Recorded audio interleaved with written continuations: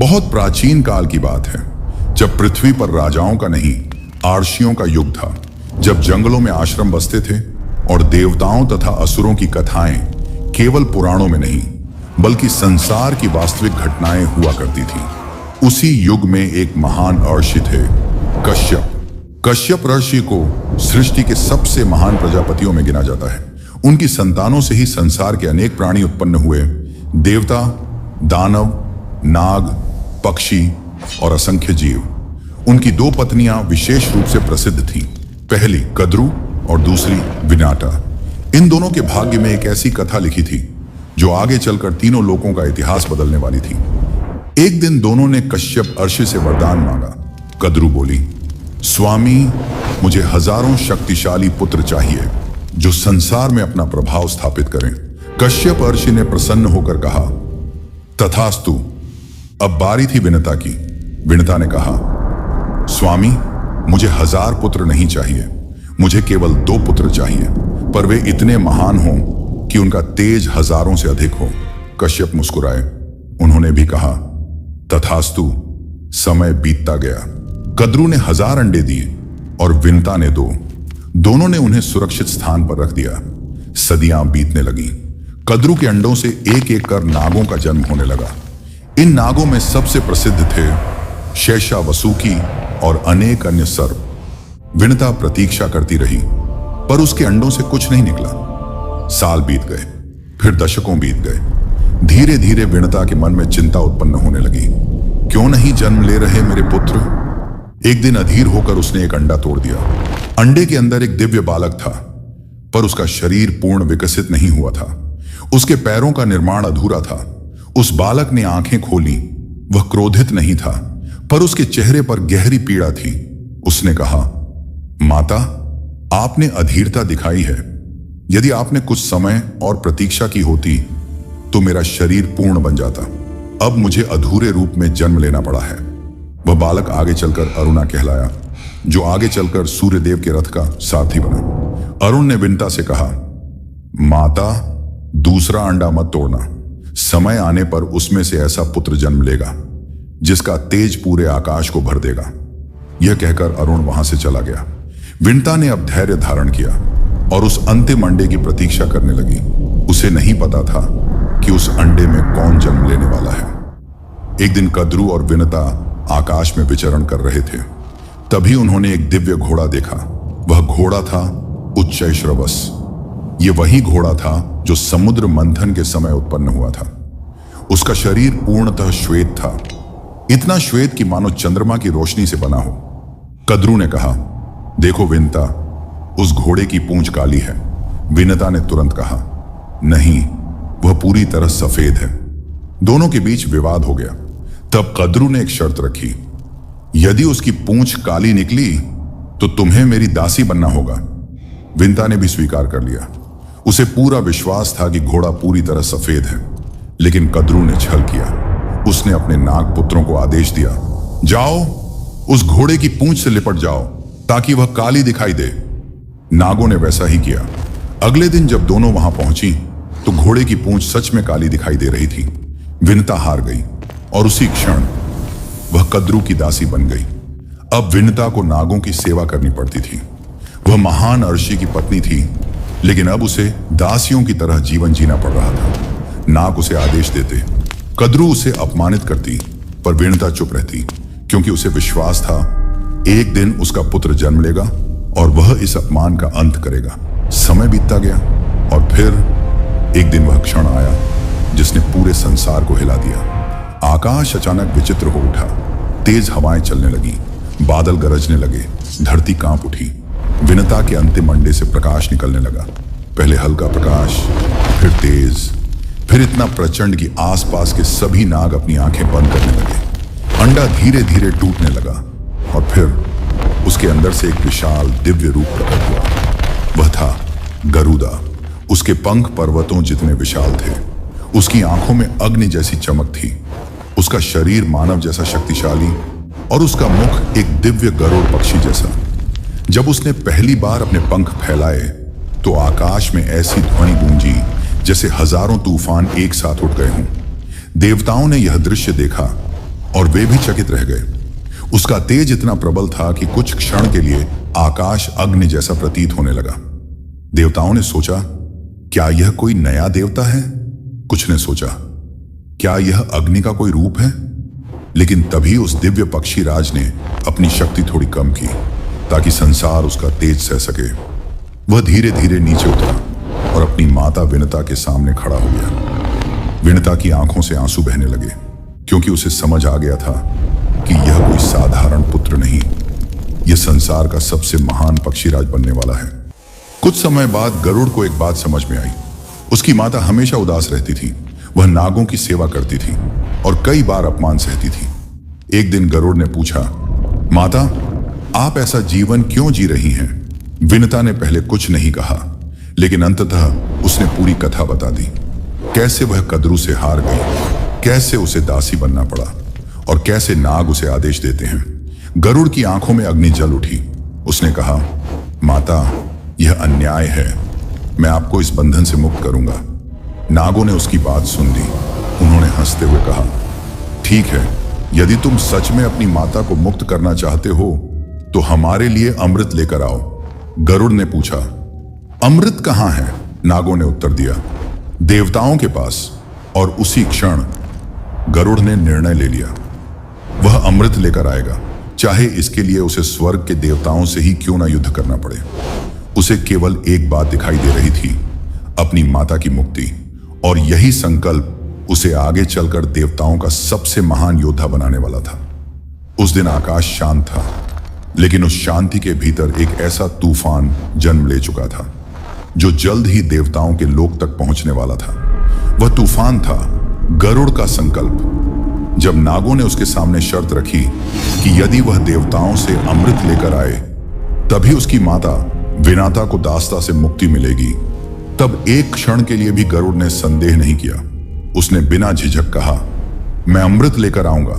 नाग हंस पड़े, क्योंकि वे जानते थे देवताओं के लोक से अमृत चुराना साधारण कार्य नहीं था। अमृत की रक्षा स्वयं देवता करते थे।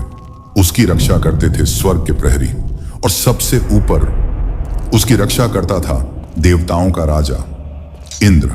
नागों को पूरा विश्वास था कि गरुड़ कभी वापस नहीं लौटेगा, लेकिन वे यह नहीं जानते थे कि यह वही क्षण था जब संसार का सबसे महान पक्षीराज अपने भाग्य की ओर उड़ान भरने वाला था। अगली सुबह गरुड़ ने अपनी माता के चरण स्पर्श किए। विनता की आंखों में चिंता थी। उन्होंने कहा, पुत्र, देवताओं से युद्ध करना आसान नहीं है। मैं तुम्हें खोना नहीं चाहती। गरुड़ ने शांत स्वर में उत्तर दिया, माता, आपने वर्षों तक अपमान सहा है, अब वह समय समाप्त होगा। मैं अमृत लेकर लौटूंगा। इतना कहकर गरुड़ ने अपने विशाल पंख फैलाए। जैसे ही उसके पंख हवा में उठे, धरती पर धूल का तूफान उठ गया। पेड़ झुक गए, नदियों की लहरें कांप उठीं, और अगले ही क्षण गरुड़ आकाश की ओर उड़ चुका था। उसकी गति इतनी तीव्र थी कि कुछ ही क्षणों में वह बादलों से भी ऊपर पहुंच गया। लेकिन देवताओं का लोक इतनी आसानी से नहीं पहुंचने वाला था। रास्ते में अनेक भयानक प्रदेश थे। पहला प्रदेश था एक विशाल अग्नि का क्षेत्र। यह ऐसी अग्नि थी जो किसी भी जीव को भस्म कर सकती थी।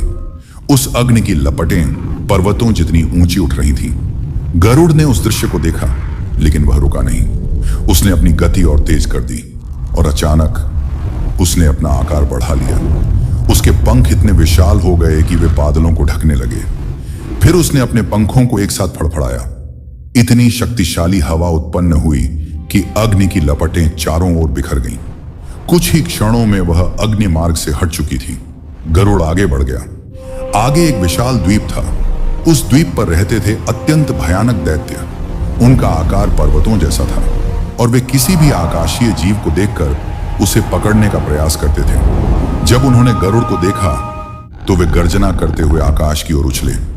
उनमें से एक दैत्य ने कहा, यह विशाल पक्षी हमारा भोजन बनेगा।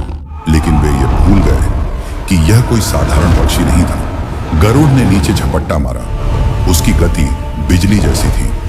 कुछ ही क्षणों में उसने उन दैत्यों को अपने पंजों से पकड़ लिया और फिर उन्हें दूर समुद्र में फेंक दिया।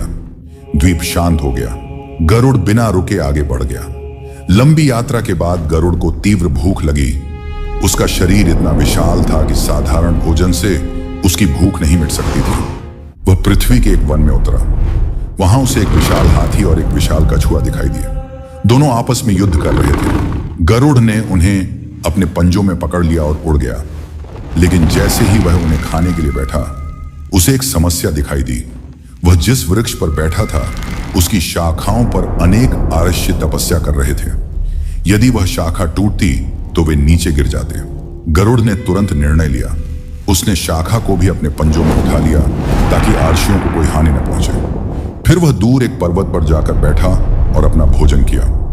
आरक्षियों ने उसकी करुणा देखकर आशीर्वाद दिया। उन्होंने कहा, तुम महान बनोगे। गरुड़ ने विनम्रता से प्रणाम किया और फिर से अपनी यात्रा शुरू कर दी। अंततः वह क्षण आया जब गरुड़ स्वर्ग के द्वार तक पहुंच गया। स्वर्ग के द्वार विशाल थे। उनकी रक्षा करते थे दिव्य योद्धा। जब उन्होंने गरुड़ को आते देखा तो तुरंत अपनी सेनाएं तैयार कर ली, क्योंकि उन्हें पता चल चुका था कि यह वही पक्षी राज है जो अमृत लेने आया है।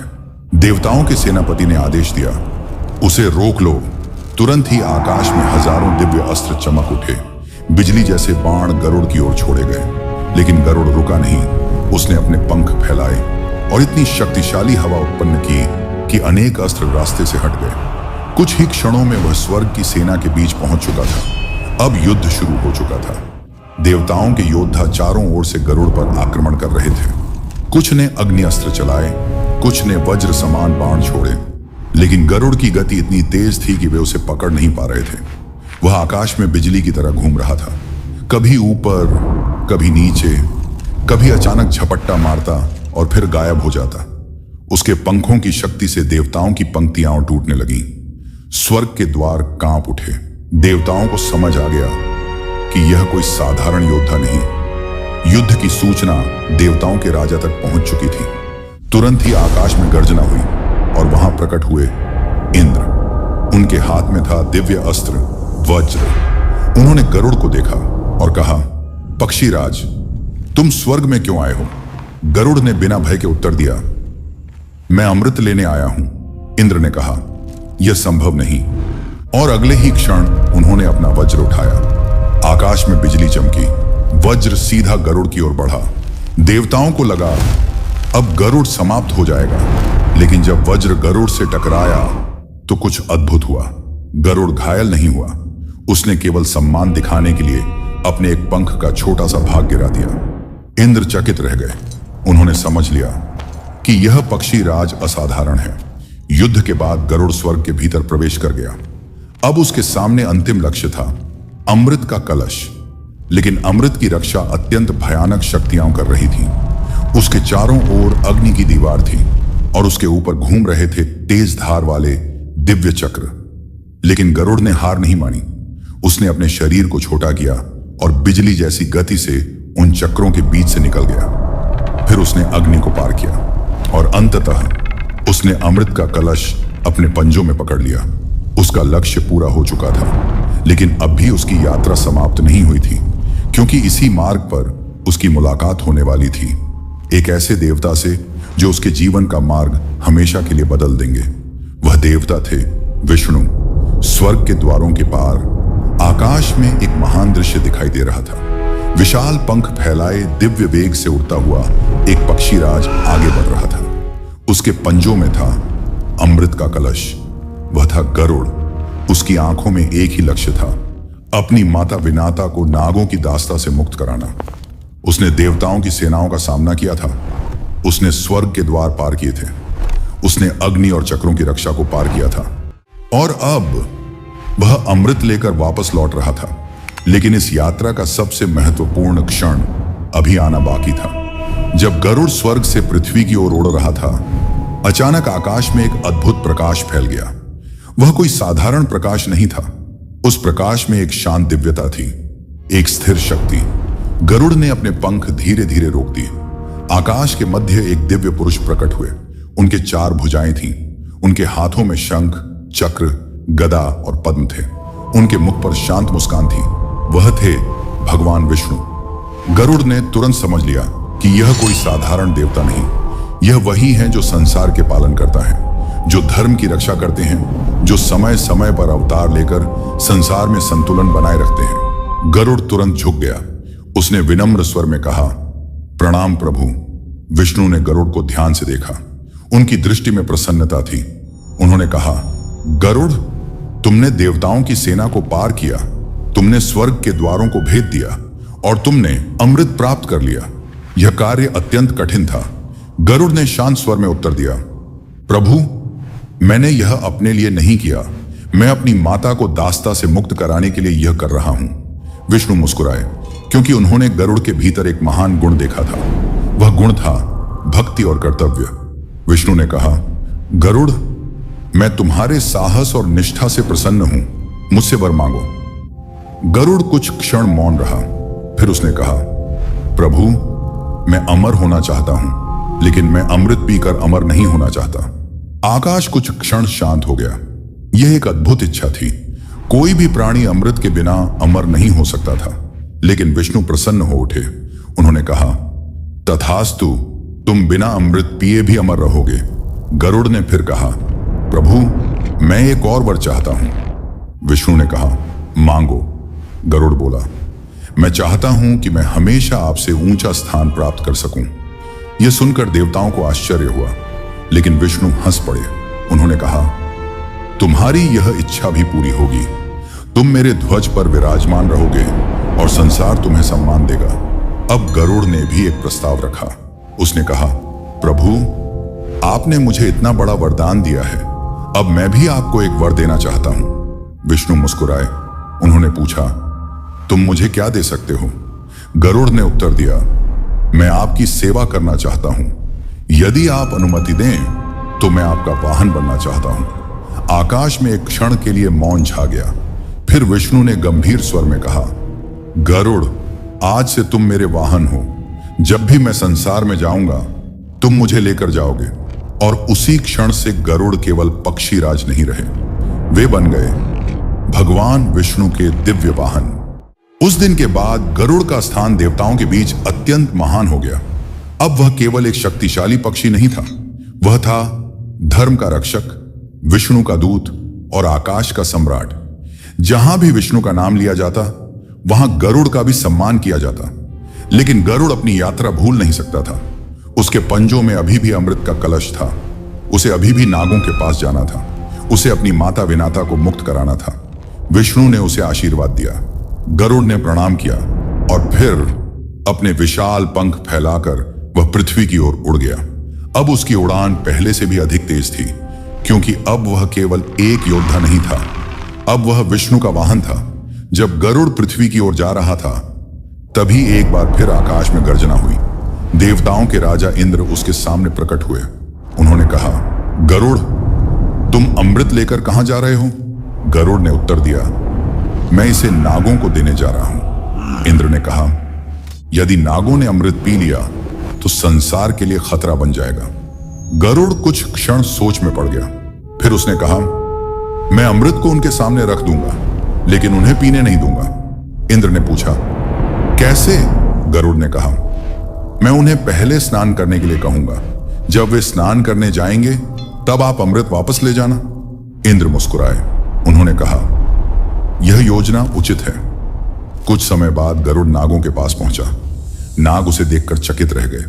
उन्हें विश्वास नहीं था कि वह सच में अमृत लेकर लौट आएगा। गरुड़ ने अमृत का कलश भूमि पर रखा और कहा, मैं अपनी प्रतिज्ञा पूरी कर चुका हूं, अब मेरी माता को मुक्त करो। नागों ने तुरंत सहमति दी। विनाता को दास्ता से मुक्त कर दिया गया। गरुड़ ने कहा, अमृत पीने से पहले तुम सब पवित्र स्नान कर लो। नाग तुरंत स्नान करने चले गए और उसी समय आकाश से इंद्र उतर आए। उन्होंने अमृत का कलश उठा लिया। जब नाग वापस आए तो अमृत वहां नहीं था। उन्होंने केवल उस स्थान को चाटा जहां अमृत रखा गया था। इसी कारण कहा जाता है कि नागों की जीभ 2 भागों में विभाजित हो गई। अब सब समाप्त हो चुका था। विनता मुक्त हो चुकी थी। गरुड़ ने अपने पंख फैलाए और अपनी माता के सामने झुक गया। विनता की आंखों में गर्व था, क्योंकि उसका पुत्र अब केवल उसका पुत्र नहीं था, वह संसार का महान पक्षी राज बन चुका था और अब वह स्वयं विष्णु का वाहन था। उस दिन के बाद आकाश पहले जैसा नहीं रहा, क्योंकि अब वहां एक ऐसा रक्षक था जिसकी शक्ति से देवता भी परिचित हो चुके थे। वह था गरुड़, जिसने देवताओं के लोक तक उड़ान भरी, अमृत प्राप्त किया और अपनी माता को दास्ता से मुक्त कराया। लेकिन गरुड़ की कथा यहीं समाप्त नहीं होती। वास्तव में यहीं से उसकी असली भूमिका शुरू होती है। नागों ने भले ही विनता को मुक्त कर दिया था, लेकिन उनके हृदय में गरुड़ के लिए क्रोध समाप्त नहीं हुआ। उन्हें अपमान महसूस हुआ, क्योंकि एक पक्षी राज ने उनकी पूरी जाति को चुनौती दे दी थी। और उसी दिन से नागों और गरुड़ के बीच एक शाश्वत शत्रुता शुरू हो गई। जब भी आकाश में गरुड़ उड़ता, नाग भय से कांप उठते, क्योंकि वे जानते थे कि गरुड़ केवल शक्तिशाली नहीं है, वह उनके लिए प्राकृतिक शत्रु है। इसी कारण पुराणों में कहा गया है कि जहां गरुड़ का नाम लिया जाता है, वहां नागों का विष भी प्रभावहीन हो जाता है। समय बीतता गया, देवताओं के बीच गरुड़ का सम्मान और बढ़ता गया। अब वह केवल एक महान योद्धा नहीं था, वह बन चुका था भगवान विष्णु का वाहन। जब भी विष्णु संसार में प्रकट होते, तो उनके साथ आकाश में गरुड़ का विशाल स्वरूप दिखाई देता। उसके पंखों की गति बादलों को चीर देती, उसकी गर्जना आकाश में गूंज उठती और उसकी उपस्थिति ही असुरों के लिए चेतावनी बन जाती। कई बार जब देवता संकट में पड़ते, तो वे विष्णु को स्मरण करते और फिर आकाश में एक दिव्य दृश्य दिखाई देता। विष्णु गरुड़ पर आरूढ़ होकर संसार की ओर आते। युगों के दौरान गरुड़ ने अनेक युद्धों में धर्म की सहायता की। जब भी असुरों ने देवताओं को चुनौती दी, जब भी अधर्म बढ़ा, गरुड़ वहां उपस्थित रहा। उसके पंखों की शक्ति आंधी जैसी थी, उसके पंजों की पकड़ पर्वत जैसी थी और उसकी दृष्टि आकाश से भी व्यापक थी। कहा जाता है कि असुरों की कई सेनाएं केवल गरुड़ को देखकर ही पीछे हट जाती थीं, क्योंकि वे जानते थे यदि गरुड़ युद्ध में उतर गया तो विजय लगभग असंभव है। समय के साथ गरुड़ केवल एक देव वाहन नहीं रहा, वह बन गया साहस का प्रतीक। भारत के अनेक मंदिरों में गरुड़ की मूर्तियां स्थापित की गईं। वह विष्णु के सामने विनम्रता से बैठे दिखाई देते हैं, लेकिन उस विनम्रता के भीतर एक महान शक्ति छिपी होती है। एक ऐसा योद्धा जिसने देवताओं को चुनौती दी, लेकिन धर्म के लिए। एक ऐसा पुत्र जिसने असंभव कार्य किया केवल अपनी माता की मुक्ति के लिए। सनातन परंपरा में गरुड़ का एक और महत्व है। उन्हें विष का नाश करने वाला माना जाता है, क्योंकि नागों के साथ उनकी शत्रुता प्राचीन है। कई ग्रंथों में उल्लेख मिलता है कि जहां गरुड़ का स्मरण किया जाता है, वहां विष का प्रभाव कम हो जाता है। इसी कारण कई वैदिक मंत्रों में गरुड़ का आह्वान किया जाता है। महान ग्रंथों में भी गरुड़ का उल्लेख मिलता है, विशेष रूप से महाभारत में, क्योंकि गरुड़ केवल विष्णु का वाहन ही नहीं, बल्कि वह कश्यप ऋषि की संतति भी है। और उसी वंश से देवता, नाग और अनेक महान पात्र उत्पन्न हुए। इसीलिए गरुड़ की कथा केवल एक पक्षी राज की कहानी नहीं है, यह पूरी सृष्टि के संतुलन से जुड़ी हुई कथा है। युग बदलते गए, राज्य बदलते गए, देवताओं और असुरों के युद्ध भी बदलते रहे, लेकिन आकाश का एक नियम कभी नहीं बदला। उस आकाश का राजा हमेशा एक ही रहा, गरुड़। उसके पंखों की छाया पर्वतों पर पड़ती है, उसकी उड़ान बादलों को चीर देती है और उसका नाम आज भी शक्ति का प्रतीक माना जाता है। गरुड़ की कथा सिर्फ शक्ति की कथा नहीं है, यह 3 महान गुणों की कथा है: भक्ति, साहस और कर्तव्य। एक पुत्र जिसने अपनी माता के लिए स्वर्ग तक युद्ध किया, एक योद्धा जिसने देवताओं से भी भय नहीं किया, और एक सेवक जिसने अंततः विष्णु की सेवा को चुना। इसी कारण गरुड़ केवल एक पौराणिक पात्र नहीं है, वह सनातन धर्म में धर्म की रक्षा करने वाली शक्ति का प्रतीक है।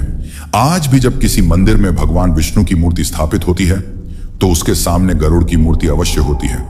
वह फोल्डेड हैंड्स में बैठा होता है, मानो वह हमेशा तैयार है। जब भी विष्णु आदेश दें, वह तुरंत आकाश में उड़ान भर सके।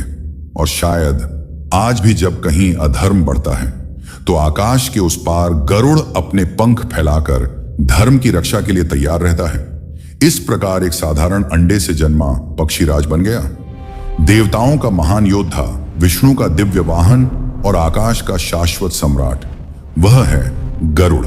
यदि आपको सनातन धर्म की ऐसी ही रहस्यमयी और दिव्य कथाएं पसंद हैं, तो इस चैनल को सब्सक्राइब करना न भूलें, क्योंकि अगली कथा में हम मिलेंगे एक और ऐसे रहस्य से जिसे समय भी छिपा नहीं सका।